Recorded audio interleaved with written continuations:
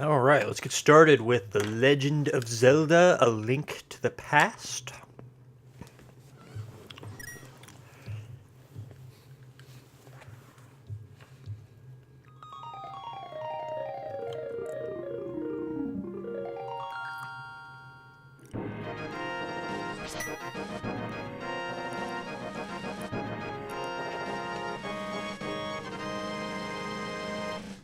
I'm just going to let this play for a minute while I do some stuff on here. Watch the demo video, it's good.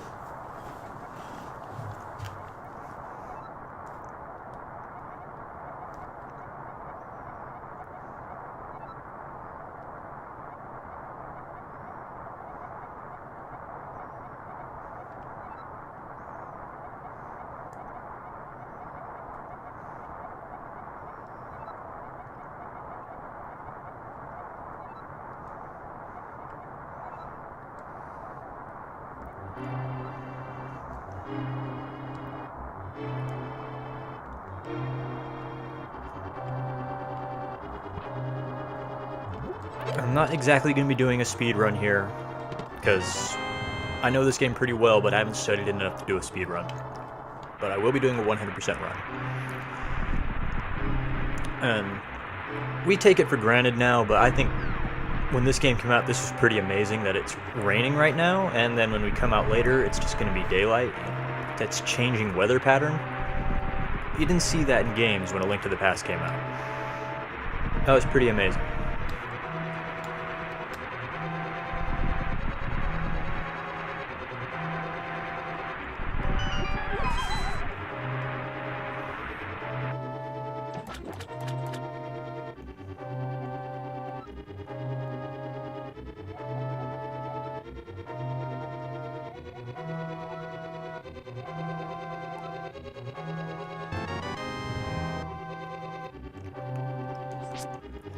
There's been lots of debate about what the end of that sentence is. Zelda is your blank. I personally subscribe to the theory that it's Zelda is your destiny, and I think the Game Boy Advance version of the game fixed the translation, so that way that is what it actually says. I could be wrong about that, though.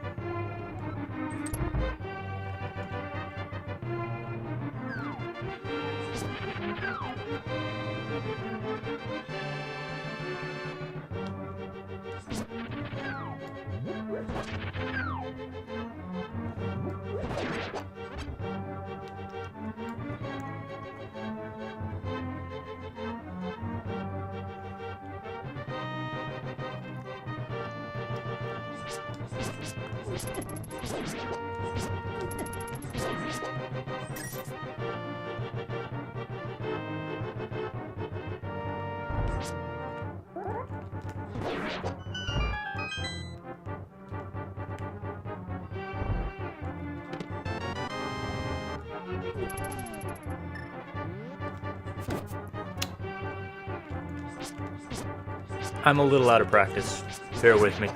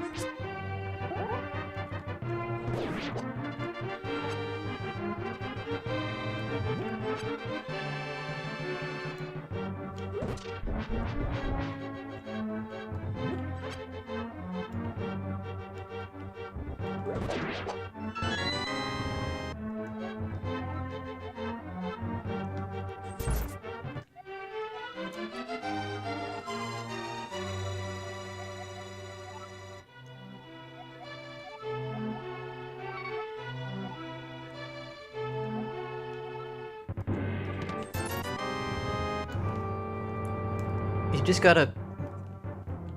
Well, I know the answer to this, but why there's a chest in Zelda's cell that has 5 rupees in it? Just why would that be there? The reason is because the lantern is in there if you forgot to pick it up at Link's house, and you need the lantern later on.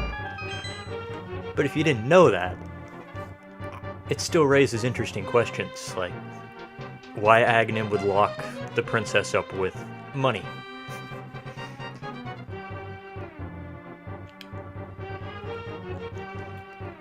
But if I didn't get the lantern back at Link's house, then why would Aghanim lock Zelda up with a lantern? I'm probably thinking about this too much.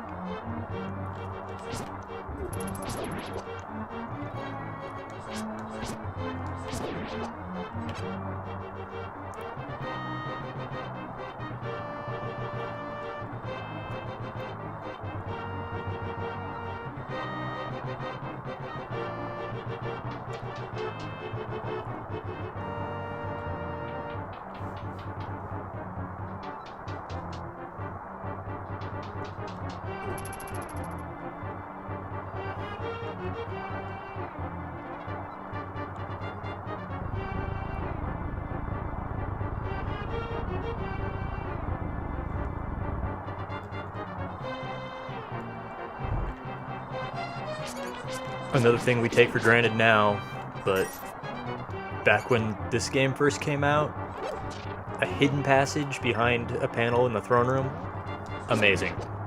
Never seen anything like that before.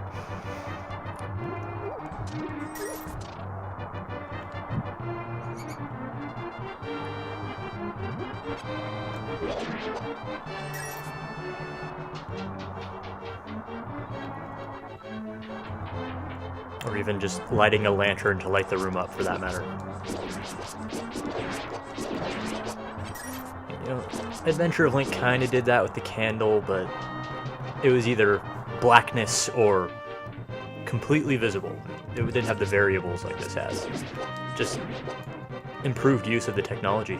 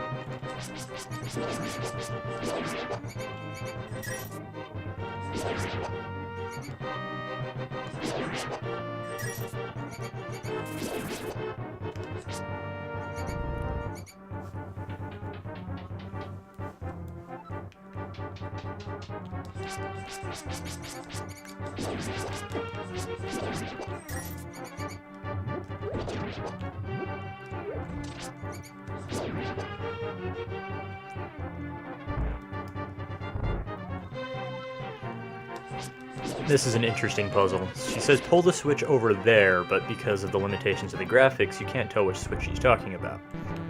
It's not the left one, it's the right one.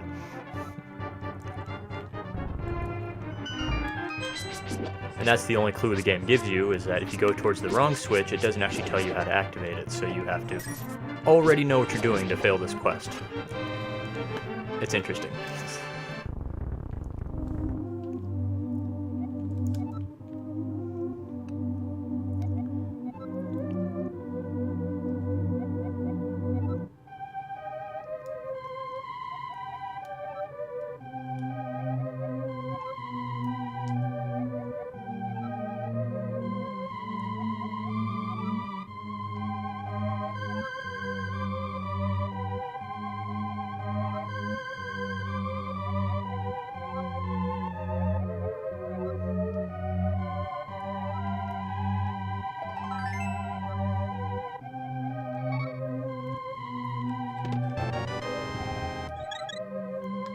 If you already know where the village elder is, you can go straight there. I do, but I'm going to follow the path the game wants you to take, the game's narrative, such as it is, wants you to take. Because there's some goodies along the way if you do it. It makes life a little easier.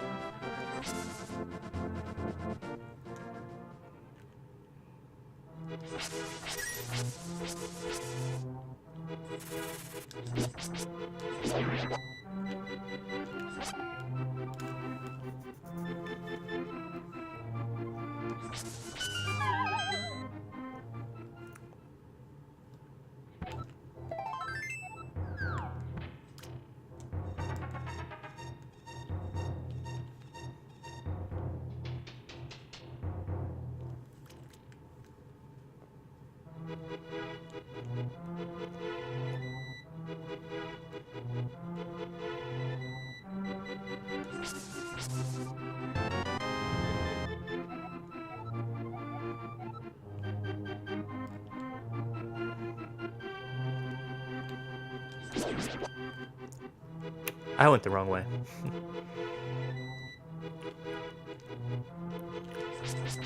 This is a nice little touch here. There's the fake Master Swords dotted around the forest. They don't do anything. They're just there.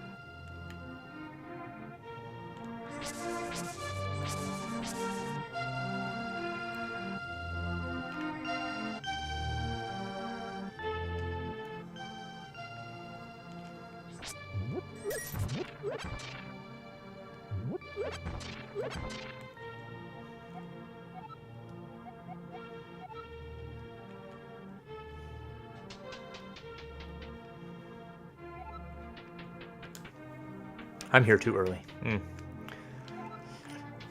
It's been a few years since I played, bear with me. I have to go up here first.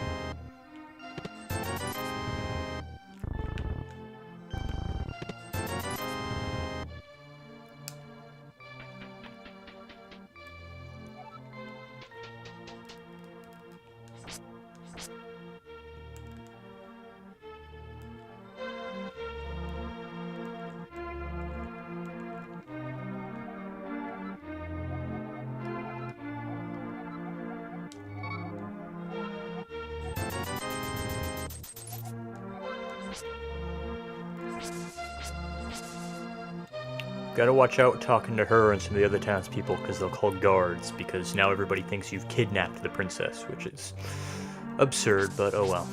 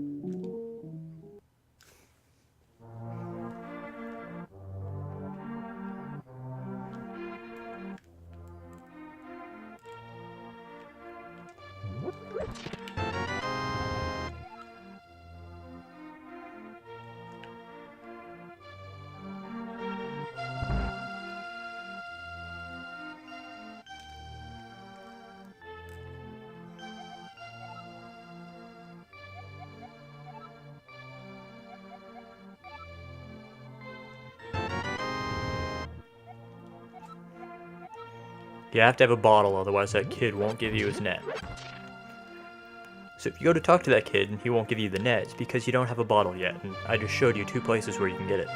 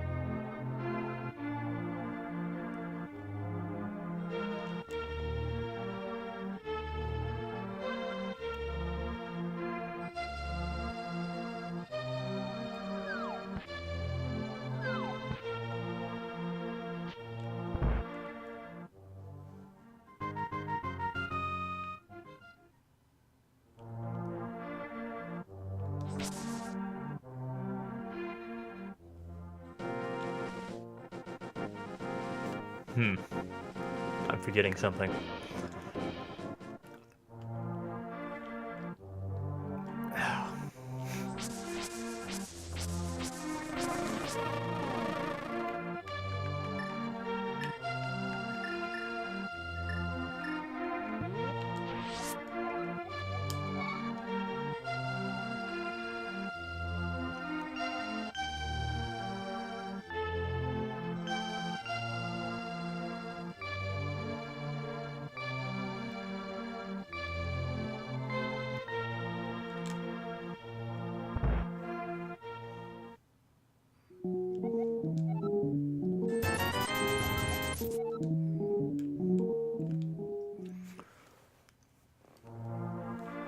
I don't think bombs drop this early in the game, so you have to buy them.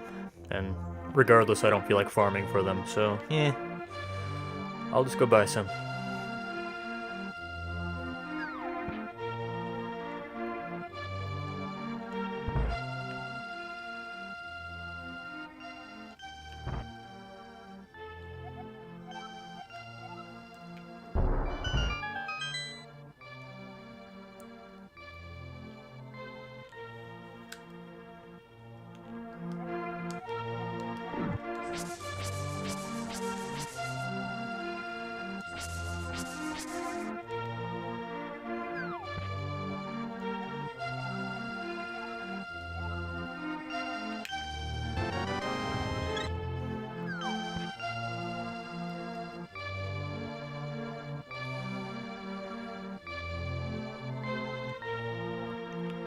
Okay, now I can head to the East Palace and the first dungeon of the game, if you don't want to count Hyrule Castle as the first dungeon of the game, which I generally don't.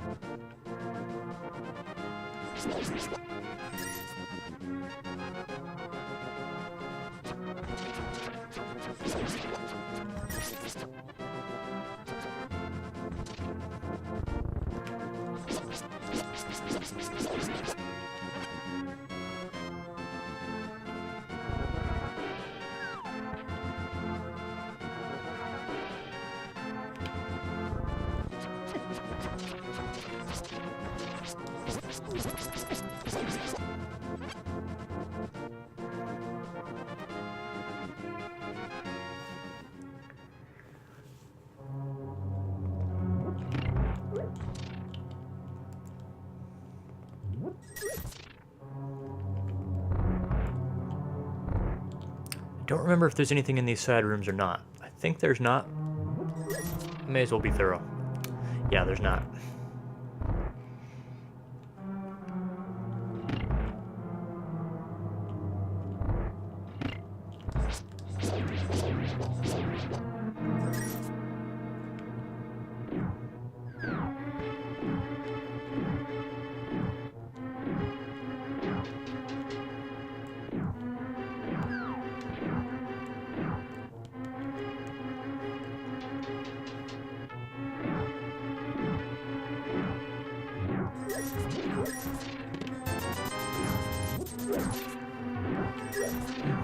It's interesting how much this game makes you go through till you get to the first dungeon. Adventure of Link does it too, where there's a bit of exploration in the overworld before you actually get to the first real dungeon. Whereas, like, I'm thinking like the first Zelda and the Ocarina of Time, they just kind of shove you right into that first dungeon straight out of the gate. And trying to... I want to say that Ocarina of Time is better remembered than this game. I mean, I don't think that goes without saying. Of course it is, but I just wonder if that's a factor in it, because it just doesn't waste any time on introducing you to probably the best remembered parts of the Zelda series. What it's best known for is the dungeoneering.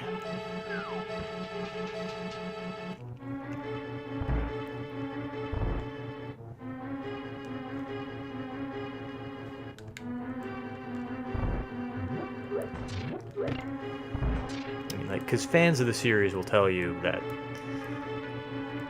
probably their favorite parts of the games is exploring the overworld or the music or something like that, but I think in the public consciousness, what most people could tell you about the Zelda games is the dungeon exploring, if they can tell you anything at all.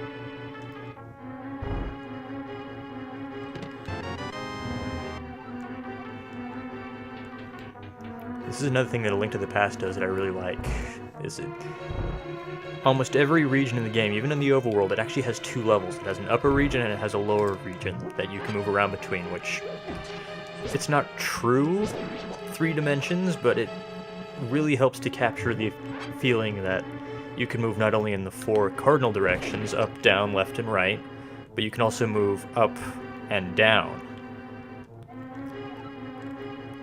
on the y-axis as well as the x-axis.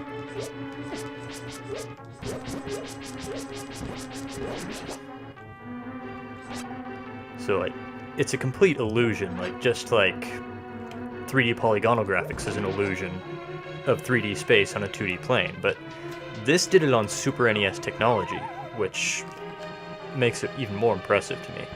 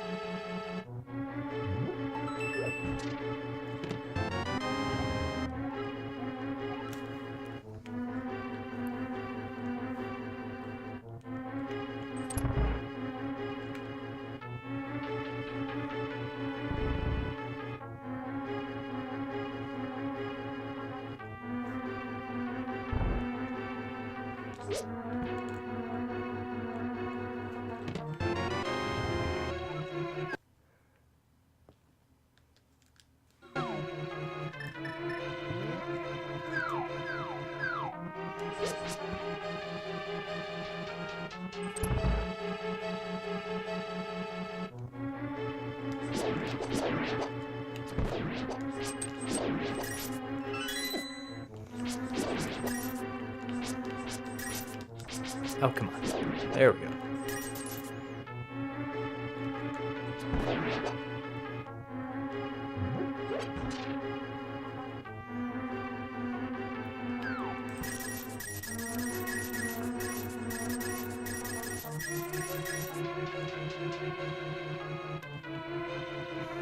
You do need to save up 500 rupees for Zora flippers fairly early on in the game, so it's a good idea to get as many rupees as you can. Plus there's a rupee money sink later in the game that not many people are aware of that you can also use to get more arrows and bombs. So it's a good idea to get all the rupees you can get, even if it's a little ways out of your way.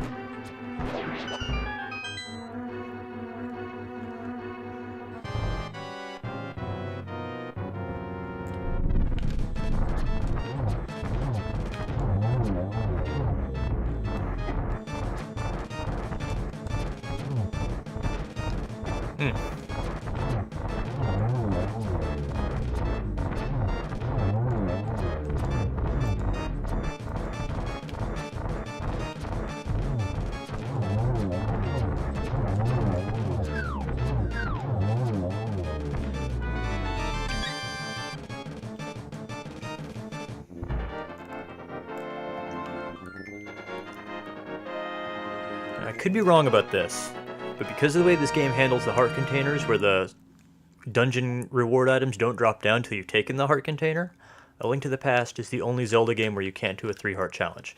I could be wrong about that, but I think that's true.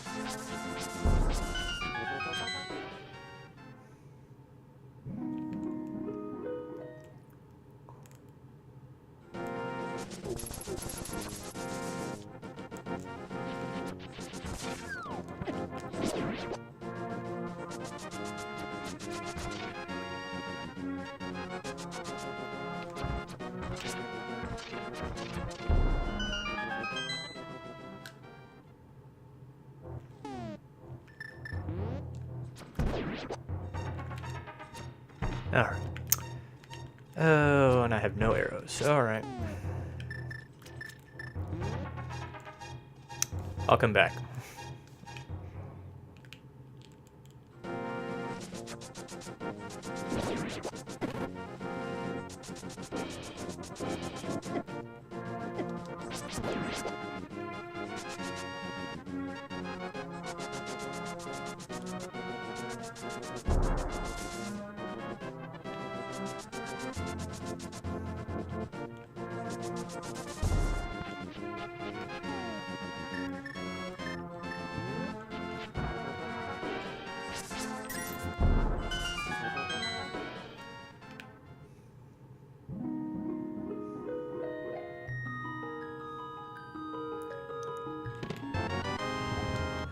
You don't need the ice rod till way later in the game, but I got it now because I did. Because it's available now. And you see what I mean now, this isn't a speed run.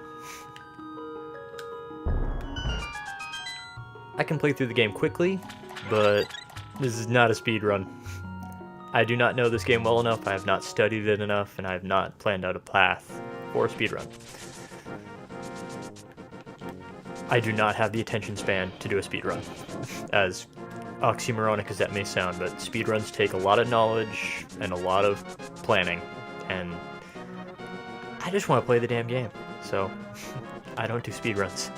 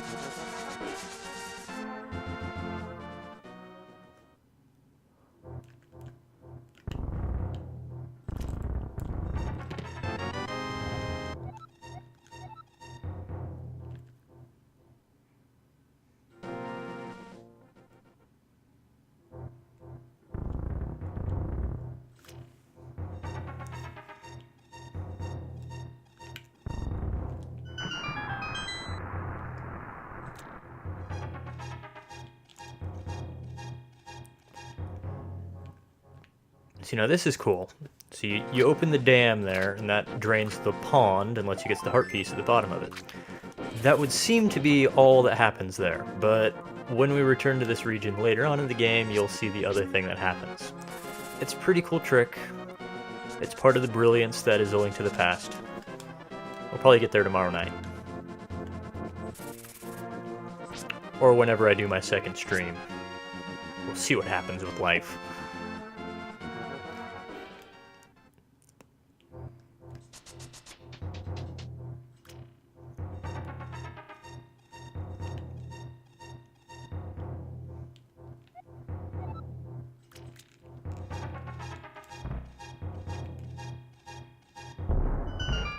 There's always one of these old wise guys hanging around near the entrance to one of the dungeons, at least in the first part of the game. He doesn't tell you anything particularly useful. He helps you find the Book of Medora, but I already knew where it was, so I went and got it. And then there's Sahasrahla, I think is how you say his name. Sahasrahla, something like that. He gives you the Pegasus boots. That was the first guy I met earlier. And then I run into a guy on the mountain who gives me the magic mirror.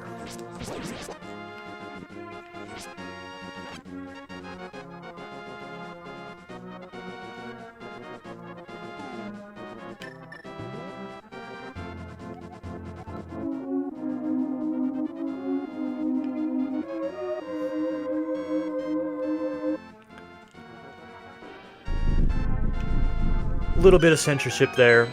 Link is obviously praying there, and from what I've read in Japan, the Book of Medora was just the Bible.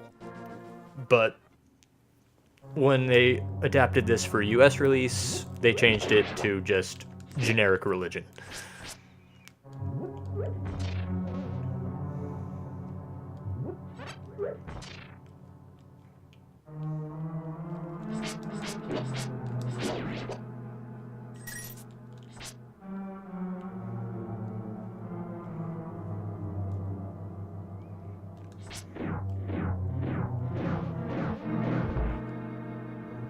Oh. This is one of the trap rooms. I didn't need to come in here. This room is just filled with enemies that just beat up on you. Make you waste time and life. Don't go in that room. Don't do what I did.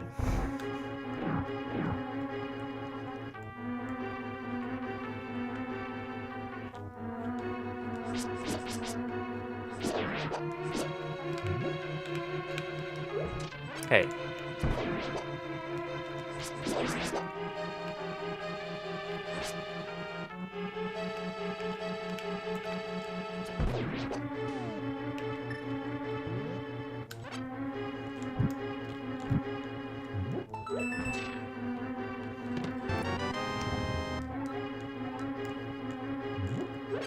You don't need to light those lanterns, I just did because I'm anal. Unlit lanterns, gotta light them.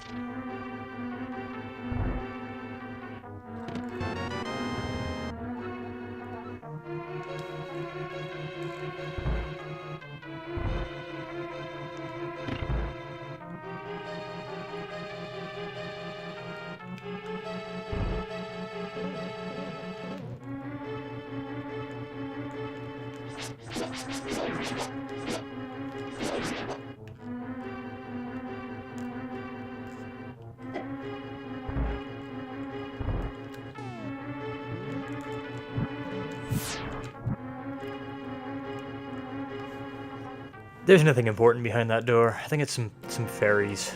You don't need them.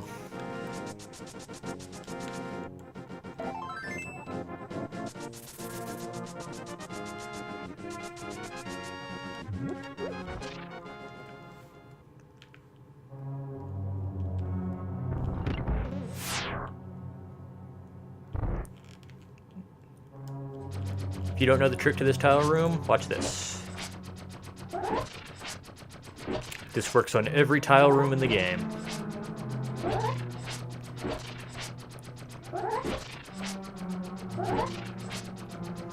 Just hold down the B button, you're golden.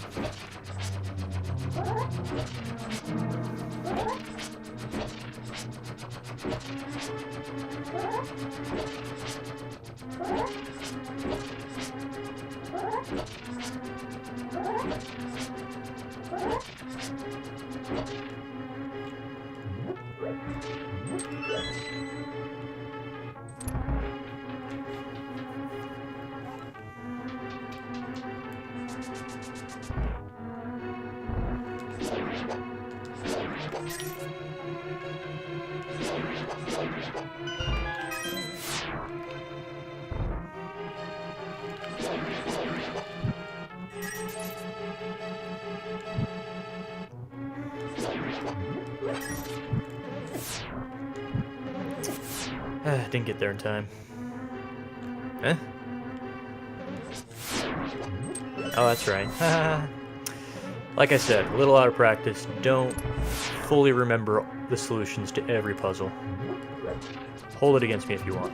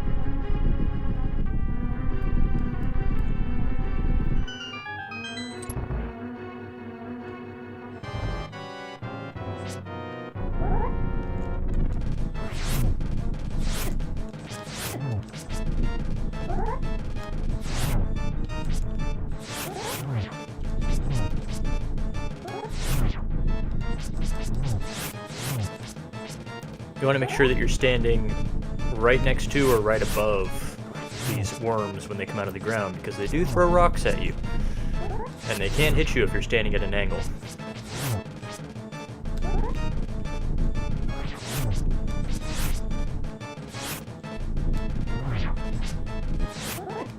Like that.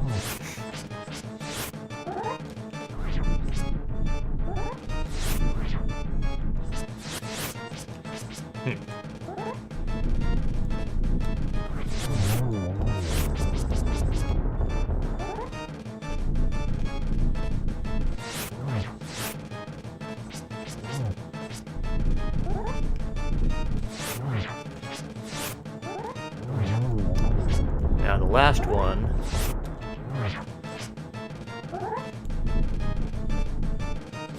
Yeah, see, he starts throwing rocks in every direction when he comes out, so he's a jerk.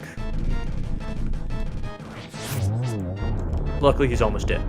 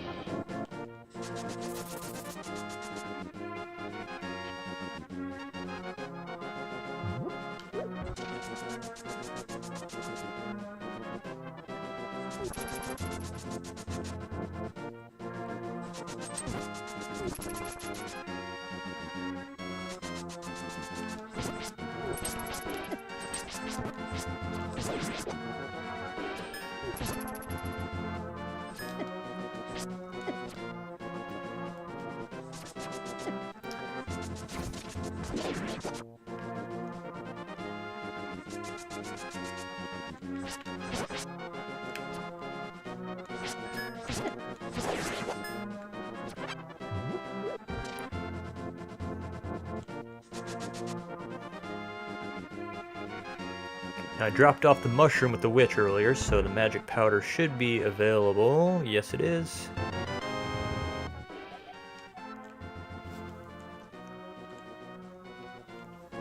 Magic powder has a few uses here and there throughout the game. It's worth picking up.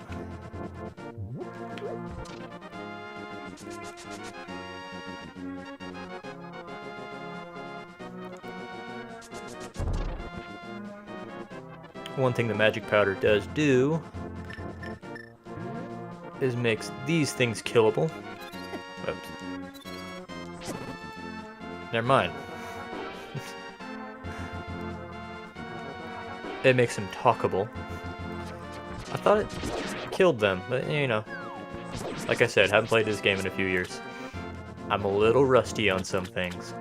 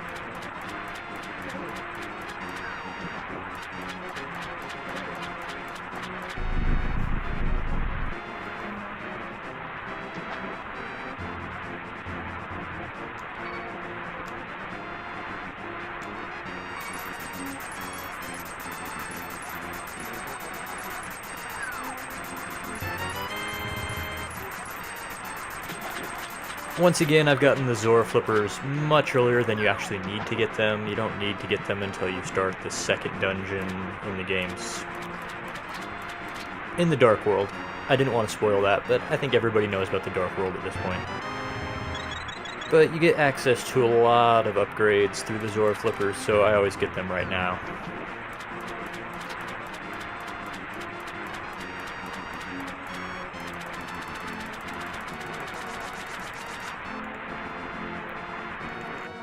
It's just a good idea to get them now, while you can.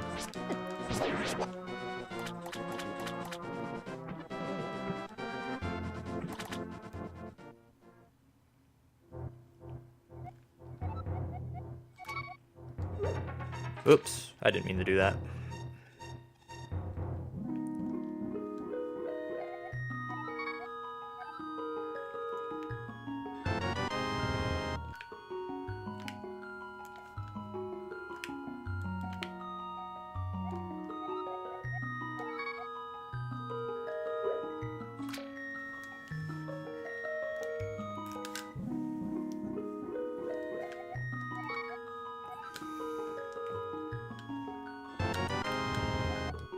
Now I get the magical boomerang, which is way more useful than the regular boomerang because it actually goes across the entire screen and moves a lot faster.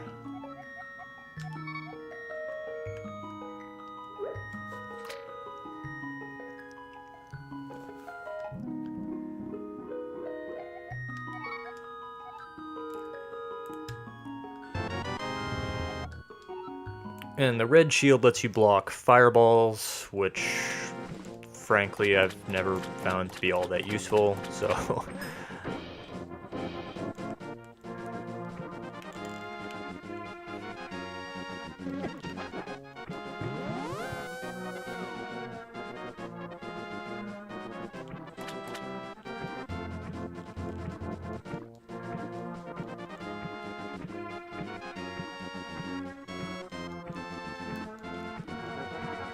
Back at the fairy fountain, you can also throw in empty bottles, and she'll give you green potion, which refills your magic.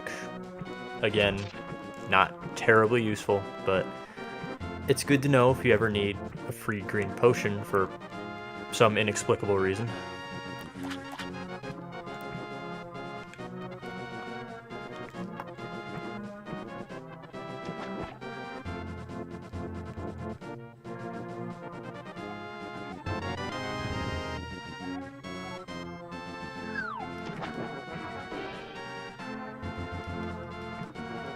Okay, now I have 3 of the game's 4 bottles.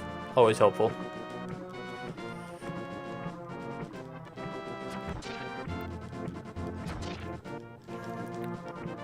First 3 bottles in the game are pretty easy to find. 2 of them are in Kakariko Village. You can get them before you've even done the first dungeon. Then there's that one, which is accessible as soon as you can start swimming.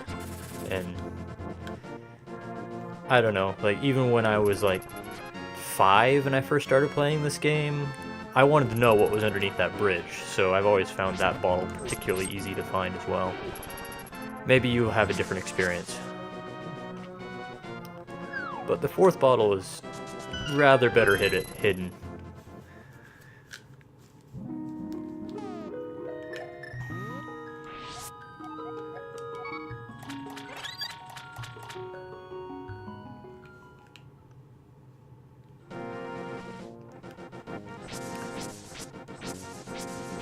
Now, if I was playing the Game Boy Advance version of this game, I could head up here.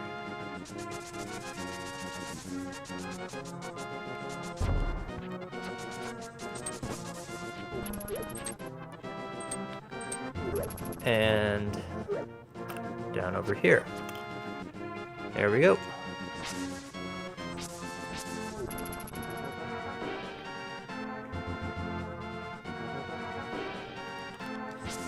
Well, I'm playing the Super NES version, not the Game Boy Advance version. I don't know why I said that. Just a little shortcut, not many people know about it. Saves you a lot of time just taking big circles around the river.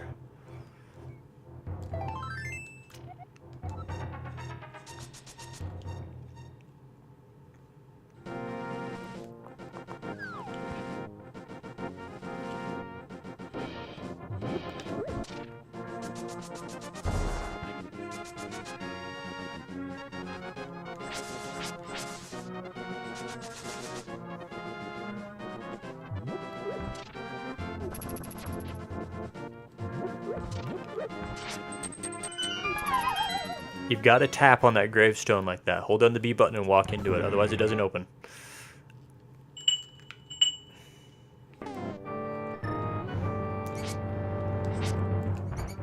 I keep opening that by accident. That's my Retron menu. Just ignore it.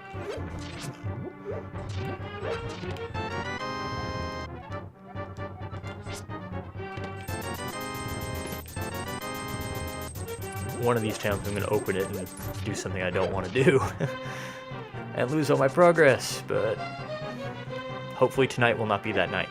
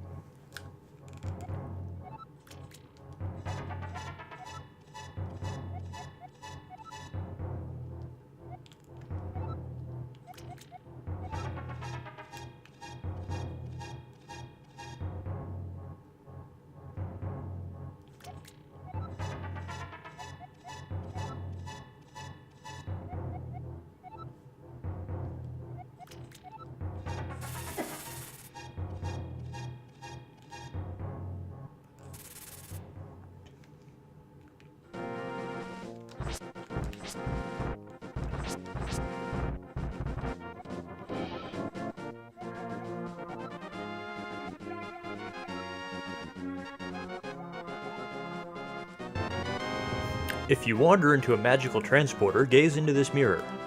Thank you, crazy old man. Except, of course, he turns out to be absolutely right. And he'll also heal you if you talk to him, which is helpful.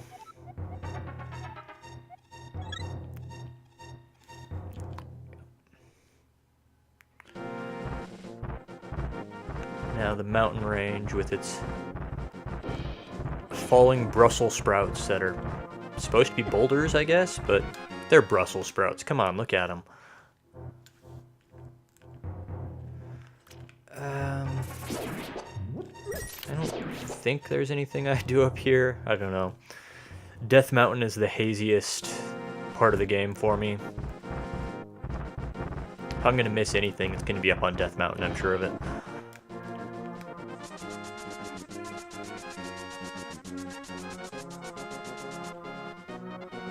This is a nice touch that you can actually see the Lost Woods down there.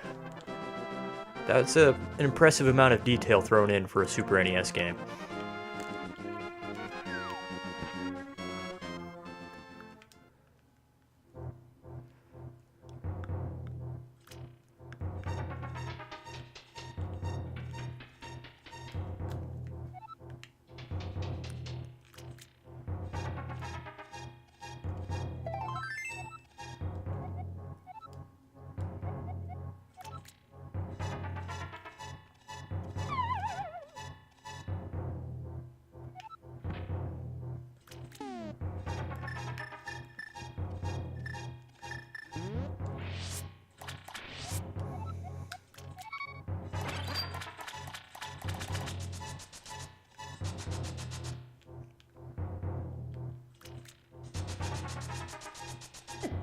Hey.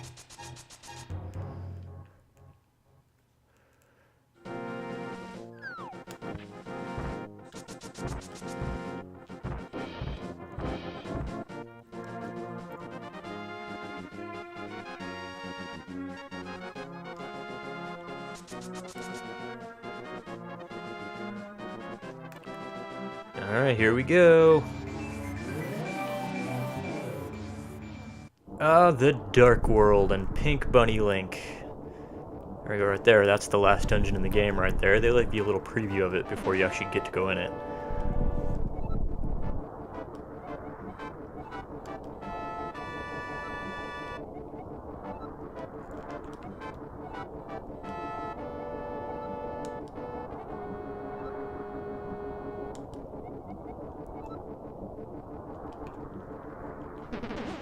And this is good level design here. If you look at this, there's these two little spots here that are just a little different than the rest of the map. And those are visual clues of where you're supposed to stand to do this. Not that. To do this. There you go. And now I am on top of this rock, thanks to some simple dimension hopping.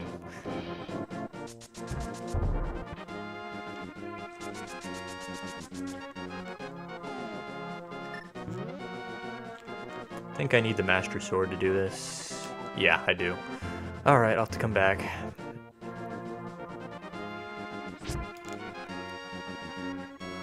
Hey, Dungeon 3, the Tower of Hera.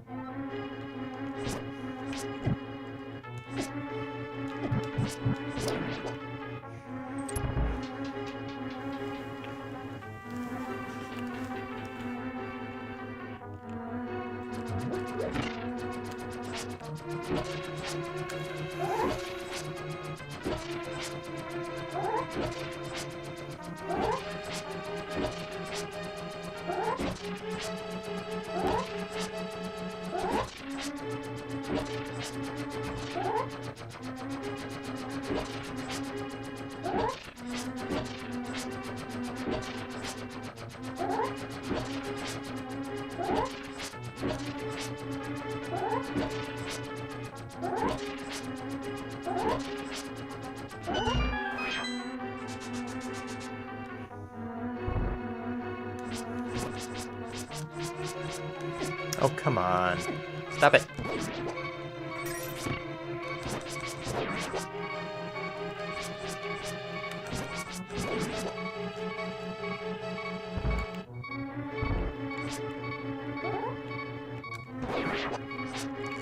Gotta watch out for this pink-headed Stolfoses, because they throw a bone at you. Like that. But if you use a spin attack on them, they don't have time to run away. Or to jump away. However you want to call it.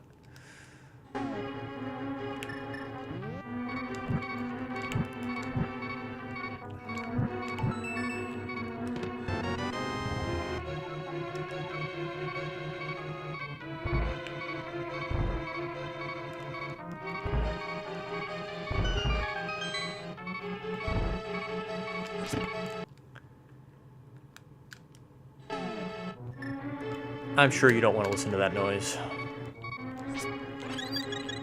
There we go. If it was just me, I wouldn't care, but since I'm streaming this, I'll turn off the siren.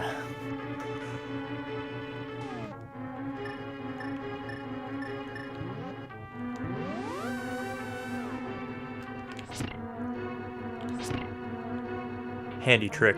I don't think the game ever explains that to you. Maybe it does. Use the magic mirror in a dungeon, takes you back to the entrance. You can kill these guys if you whack them with your sword enough, but it's easier just to knock them through the hole. This guy, yeah, there we go.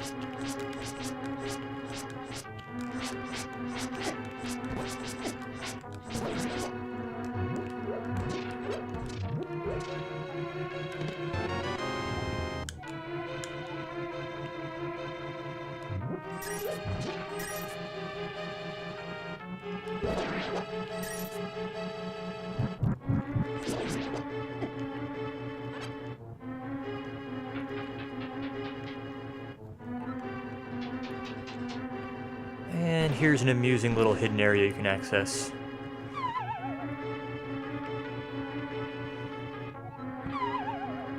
This is why it's amusing.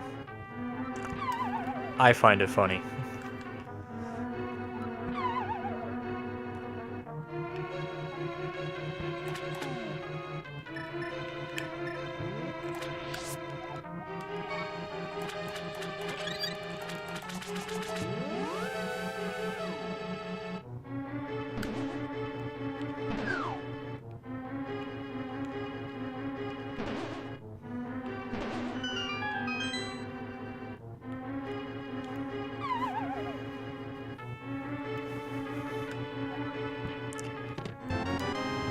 That's the moon pearl that the devil and the ball were telling me about. Now I will not turn into the pink bunny when I go to the dark world, which is really a shame. I think it would be actually a lot of fun to play through a Zelda game as a pink bunny Link. Okay. This boss can be a nightmare. Hopefully he doesn't give me too hard of a time this time, but in the past he has been quite a headache for me.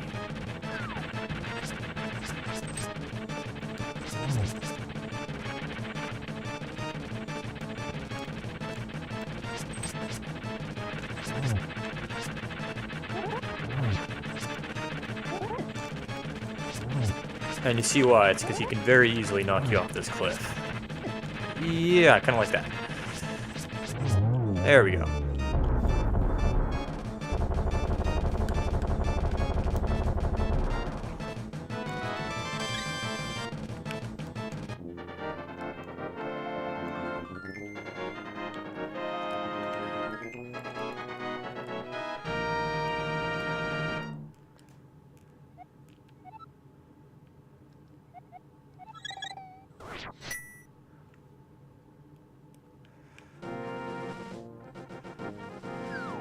Now I gotta race down the mountain. I can claim the Master Sword, finally get rid of this dinky white stick thing that you can see I've been having difficulty using just because I keep thinking it's much longer than it actually is.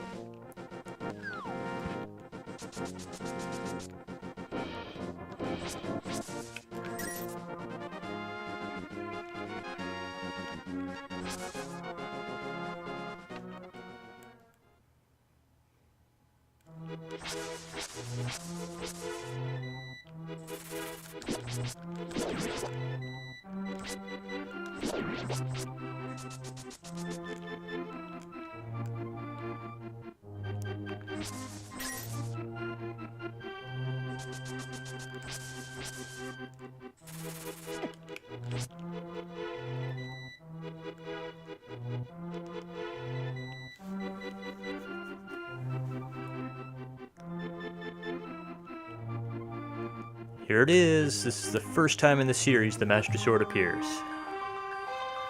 Which is kind of amazing that, like, the Master Sword is such an iconic part of The Legend of Zelda, it doesn't even show up until the third game. Like, I don't even think it's mentioned until the third game.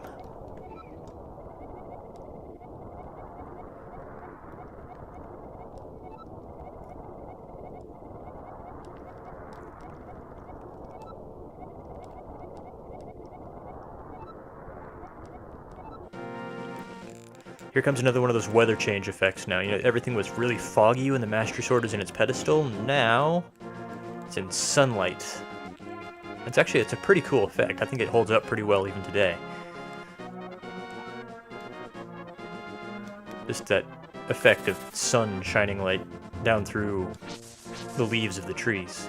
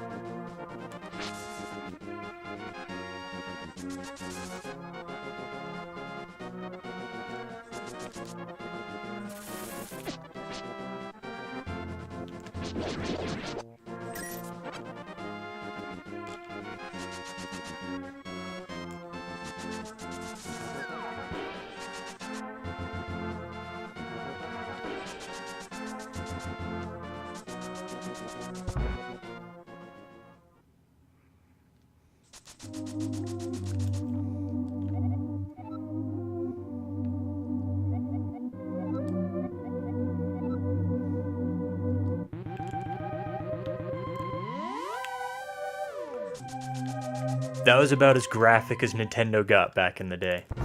Now they're publishing games like Devil's Third.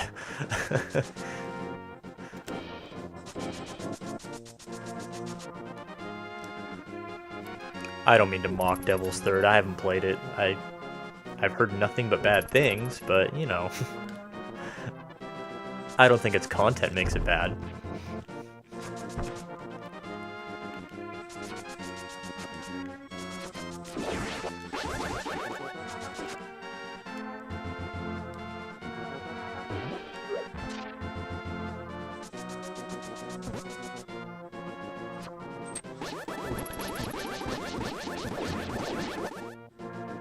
Fully automatic Master Sword lasers.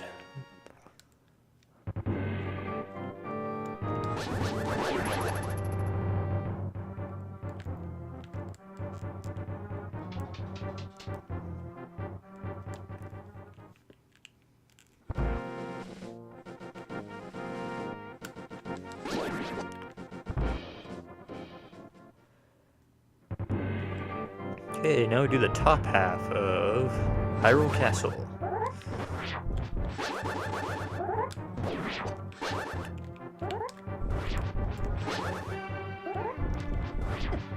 Hey.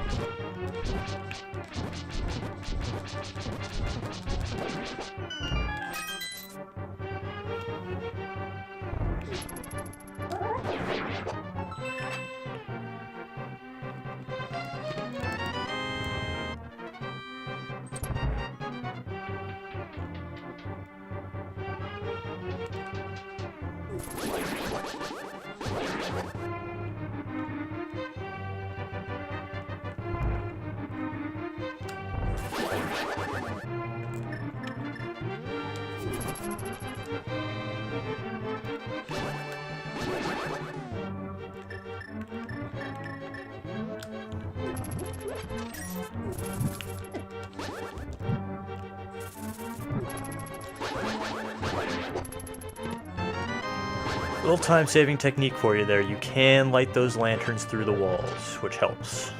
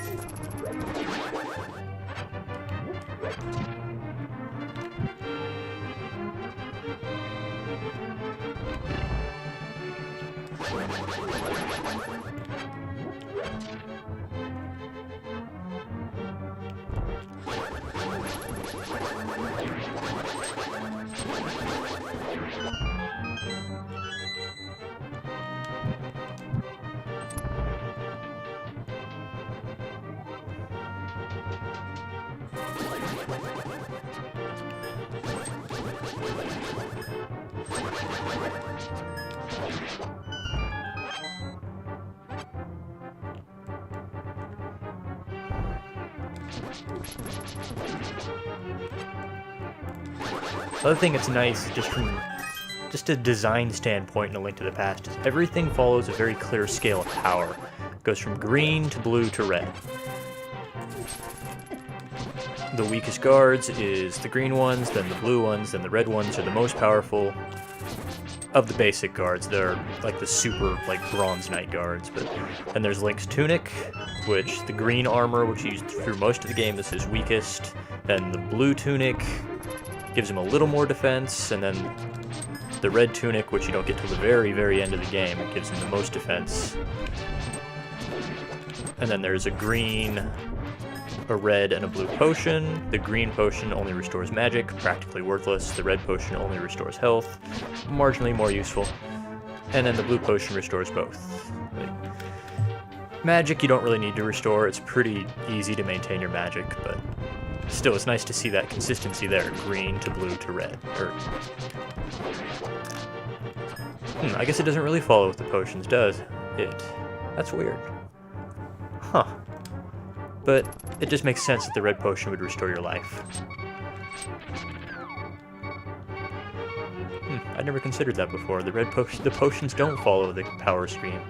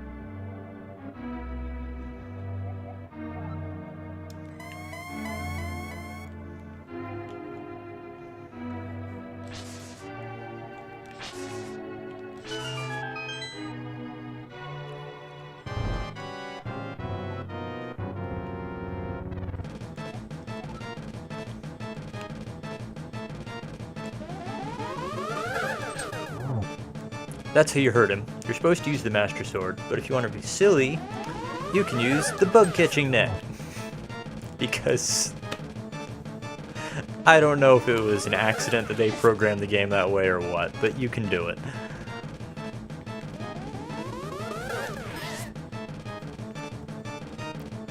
You gotta watch out. If he goes to the middle like that and he doesn't turn to face you, that means he's going to use his lightning attack, so you want to stand near the top of the screen.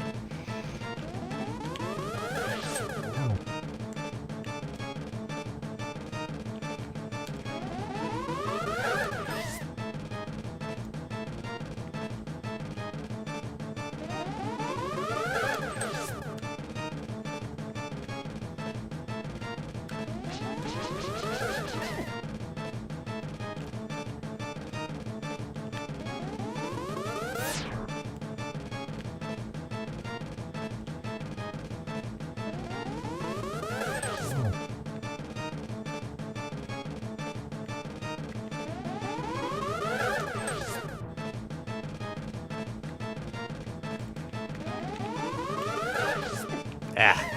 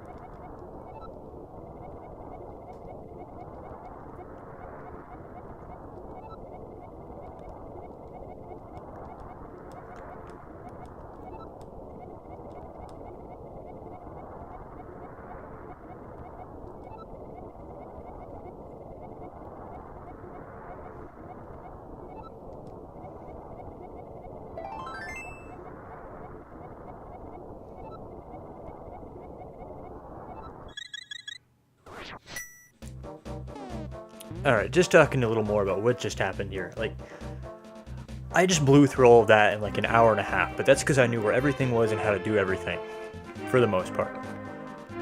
And then you beat Aghanim, who has been set up in the plot to be the final battle, the final boss. And then you get sucked into a whole new world, which has, if you check the status screen on the crystals there, has over twice the number of dungeons that you just did. In 1991, I think that was when this game came out, this was mind-blowing. Like, you think you beat the game? No, the game has only just started. You just finished Act 1. There's still 2 more acts to finish. And this is also a nice touch. You got to see the skyline there behind it there. And that thing on the back right there, it looks like a house, but that's just because of how dated the graphics are. That's the rock with the tower sitting on top of it that we were at earlier just a little while ago when I got the Moon Pearl. You can see that in the background there. Again, that's attention to detail that was just unheard of when this game came out. But having said that, I'm going to stop here for the night. I will resume tomorrow, hopefully, with the Dark World. Probably do about half the dungeons there. I hope to see you then.